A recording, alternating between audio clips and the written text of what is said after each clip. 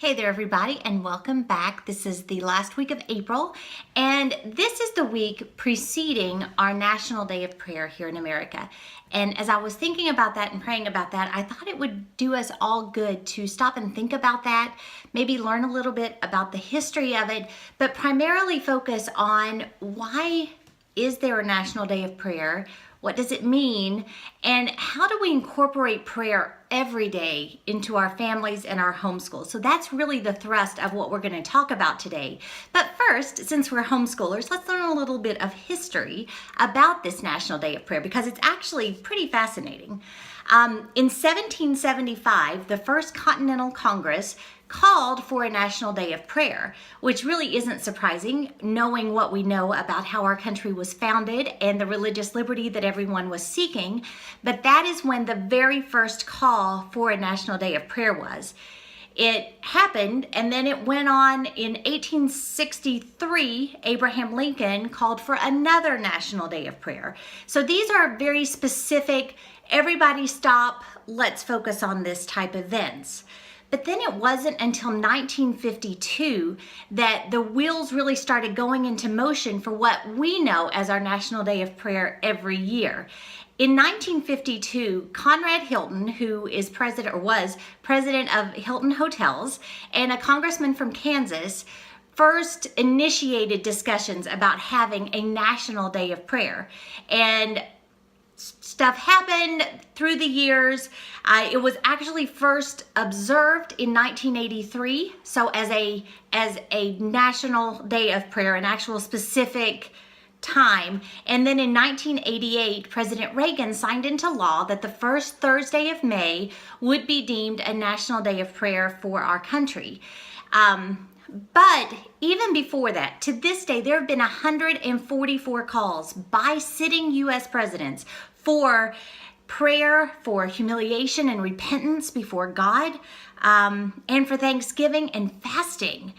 That's a call from the president. That is something that we should all be talking about a lot more, because as the revisionist historians are trying to tell us that our nation was not founded one nation under God, we have an awful lot of history that tells us otherwise.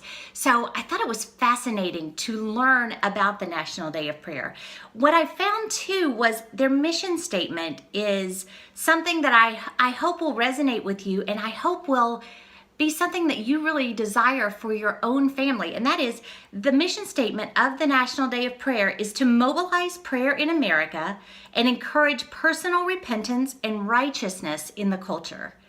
And that is something I long to see nationally. I think it's very important that we pray for our nation, pray for our leaders, but those elements I want to see within my own family as well. And so I wanted to spend the remainder of our time this week looking at specific ways to incorporate prayer into your family. And again, praying for our leaders, praying for our country should be a part of that all the time.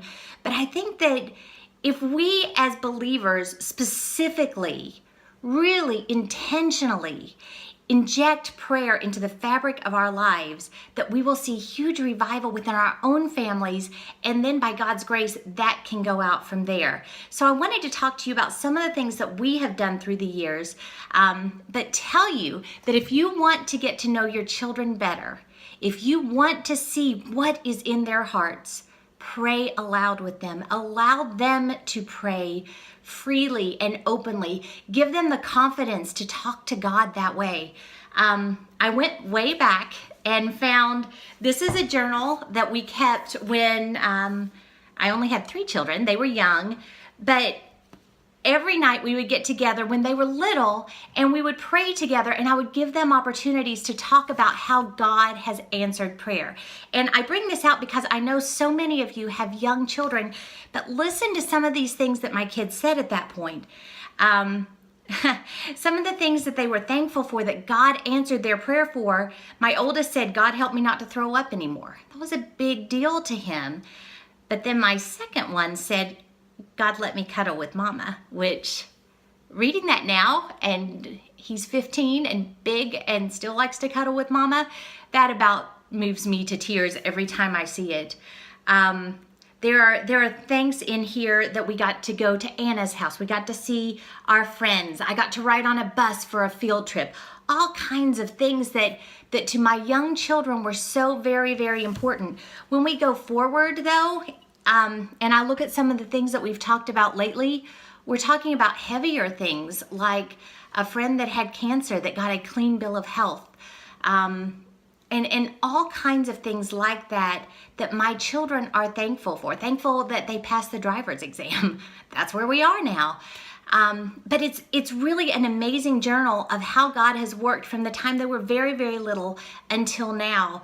And they can see answer after answer after answer to prayer, which reinforces to them that God is real and God is listening. So I encourage you with all my heart to start praying with your children and journaling what they say, noting the answers to prayers that you pray as a family. And there are a lot of ways to do that. We at one point, and I don't have this book because it was very little, but at one point we would write stuff in a tiny little book and we just flip up the edges when those prayers were answered. And so you kind of saw this book grow in thickness. That was a great object lesson for us. It was just too small to keep. I don't know where it is now, which is sad because I would love to know what we prayed about. Another way that we have prayed, this is an old one as well, is these are YWAM prayer journals, and David and I use these all the time, even still. But you're able to write down what you're praying, and if you use these within your family, this is another way. It's an actual calendar, so you can write, you can journal, you can see the exact day, and then it goes up on a shelf, and so I can see what we were talking about in 2011. That's a treasure, I'll tell you. A few things that I wanted, just practical tips of things that we have used within our family.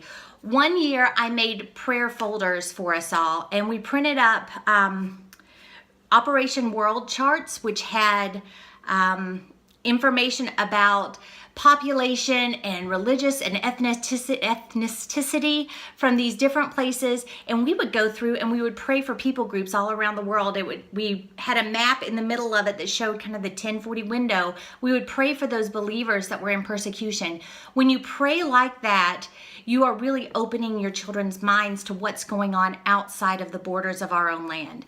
And that is very, very important that they recognize that as easy as they have it here, they cannot take that for granted, because that could change on a dime. And honestly, as moms and dads, we need to be mindful of that as well. Another thing that we have done a lot of is pray scripture together. I have a printable that I did on my blog that you can link to in the resources down below, but it is scripture that I pray for my kids all the time. I have this printout above my treadmill. I have it in my Bible. I have it all over the place, but it's just different scriptures that I have picked out through the years that I pray regularly, that they don't let a root of bitterness spring up in them, that they choose the right friends, that they make good moral choices, that they know God as a young child, and that grows. They continue in what they've learned, on and on and on, where I've actually chronicled scriptures that go along with these cries of all of our parents' hearts. One of my favorite things that we do, though, is we pray popcorn prayers together. And now that they're old, those are so rich, and you get to see so much insight to their heart. But a lot of times we will pray the Acts format, which if you were to teach them diligently and went to my prayer session, we did that in there. But it's just the first few minutes, you're praying simply adoring God for who He is. And when you hear your children lift up the Father and say very specific things that they love about Him, it will change your life. After that, you go to confession, and we do that silently. There's no reason for all of us to listen to everyone else's confession, but we spend time, because after you lift God up for who He is, you can't help but see yourself for who you are. So we spend some time cleaning our consciences, making sure that there is nothing between us and God. Then comes Thanksgiving, where we thank Him for specific things that He has done in our lives. And finally, supplication, where we lift up needs that we have for ourselves, for others, for people we love, for people we've heard of, for people outside of our sphere of influence. that is another very good way to get started praying with your children. And again, I've got a printable that I'm going to link to because I want you to have as many resources as you can to start implementing these into your day, into your homeschool. Finally, we've also used prayer calendars. I've used them where I've made them up for families where we can pray for the families and teach them diligently in specific ways.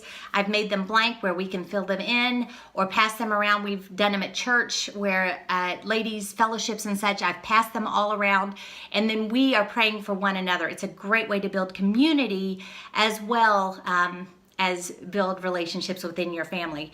So I hope that through this 10 minutes or so that we've had together, that maybe you've heard something that inspires you to really infuse your homeschool and your family with prayer more.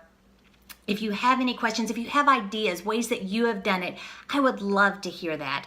So download the stuff below, but come send me an email or note it on our Facebook page. I think that the more conversation that we can have about this, the more that we can encourage one another to pray, the better off our families will be, and by God's grace, we'll see revival.